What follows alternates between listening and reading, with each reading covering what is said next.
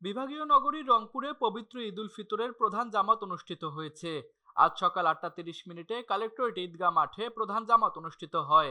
এতে অংশ নেন রংপুর বিভাগীয় কমিশনার, রংপুর রেঞ্জ, জেলা ও মহানগর পুলিশের কর্মকর্তাবৃন্দ, রংপুর জেলা প্রশাসক সহ প্রশাসন ও বিভিন্ন সরকারি দপ্তরের ঊর্ধ্বতন কর্মকর্তা কর্মচারী এবং সাধারণ মুসল্লিরা। ঈদ জামাতে ইমামতি করেন কেরামতিয়া জামে মসজিদের খতিব মাওলানা বায়েজিদ হুসাইন। নামাজ শেষে দেশ ও জাতির কল্যাণ এবং ফিলিস্তিনের গাজাবাসীর জন্য দোয়া করা হয়। নামাজ শেষে গণমাধ্যম কর্মীদের সাথে মতবিনিময়কালে রংপুর বিভাগীয় কমিশনার শহীদুল ইসলাম বলেন, পরিবর্তিত প্রেক্ষাপটে জুলাই আগস্ট ছাত্র জনতার যে অভ্যুত্থানের মধ্য দিয়ে আমরা একটি নতুন সূর্য পেয়েছি, নতুন একটি বাংলাদেশ পেয়েছি। প্রতিদিন আমরা একটি সূর্য, একটি নতুন বাংলাদেশ দেখতে পাই।